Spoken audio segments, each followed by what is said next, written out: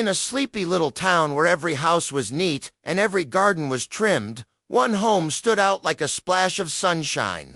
It was a bright orange villa, a little wild and a lot wonderful, and it was called Villa Kula.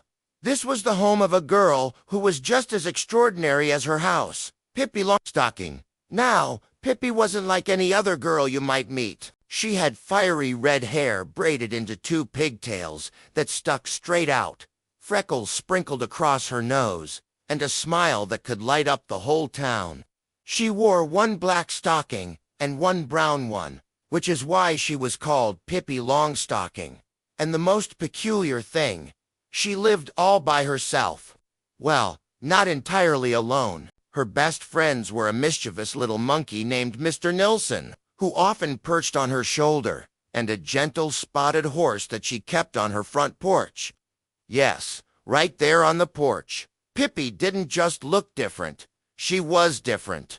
She was the strongest girl in the world. She could lift her horse with just one hand, and she had a big suitcase full of gold coins that she could carry around like it was nothing. Her father was a sea captain, sailing the 7 seas, and he had left her with enough gold to live happily ever after. Pippi was sure he'd come back for her one day, but until then, she was perfectly content, running her own life. Every day at Villa Kula was an adventure waiting to happen. Pippi's next-door neighbors were a brother and sister named Tommy and Annika. They were very well-behaved children who always did what they were told. But their lives became a lot more exciting when Pippi moved in. With Pippi, a simple walk down the street could turn into a thing-finder expedition, where they'd search for interesting objects that others might overlook. A trip to the circus might end with Pippi outperforming the strong man and riding the fanciest horse. Even cleaning the floor became a game when Pippi strapped scrubbing brushes to her feet and skated around the kitchen. Pippi had her own way of looking at the world. She didn't think much of rules, especially the boring ones that grown-ups made up. Why walk backwards into a house? Because it's more fun, of course.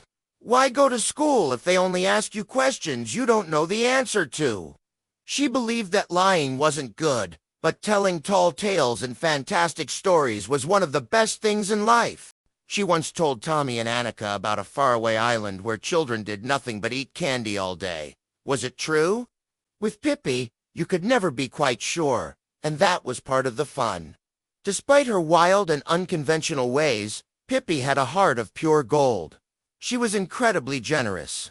If she saw someone in need, she wouldn't hesitate to share her gold coins. When she threw a birthday party for herself, she was the one who gave presents to all her guests. She couldn't stand to see anyone being bullied.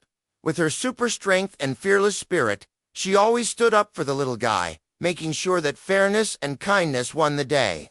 The grown-ups in the town were often baffled by Pippi. They tried to get her to go to a children's home where she could be properly looked after, but Pippi always managed to outsmart them. She proved, time and time again, that she was perfectly capable of taking care of herself. She cooked her own meals, usually pancakes, which she deflipped high into the air, and she kept Villa Kula exactly as she liked it, a place of freedom, fun, and delightful chaos. The adults couldn't help but be charmed by her independence and unshakable good cheer. Pippi taught Tommy and Annika, and everyone who met her, the most important lessons of all. She showed them that being different is something to celebrate, not hide. She taught them that your imagination is a powerful tool that can turn any ordinary day into a magical one. A hollow log could be a secret hideout, a puddle could be a vast ocean, and a simple tree could be a castle to explore.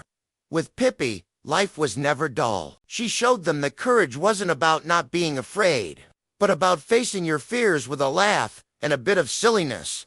Whether it was dealing with grumpy policemen, outwitting burglars by making them dance with her, or simply trying something new, Pippi did everything with confidence and joy. Pippi Longstocking was more than just a strong girl with funny braids. She was a symbol of freedom. She lived without the rules and expectations that tie so many of us down. She reminds us that it's okay to be silly, to make mistakes, and to live life on our own terms. Her greatest strength wasn't lifting her horse. It was her ability to spread happiness wherever she went. She showed the world that a little bit of kindness, a dash of courage, and a whole lot of imagination are the only things you really need for a truly wonderful life. And so, Villa Villacula remained the most colorful, joyful, and unpredictable house in town, all thanks to the extraordinary girl who dared to be herself. Thanks for watching our story today. If you enjoyed this journey to Villa Villacula, don't forget to like this video and subscribe to our channel for more amazing tales. See you next time.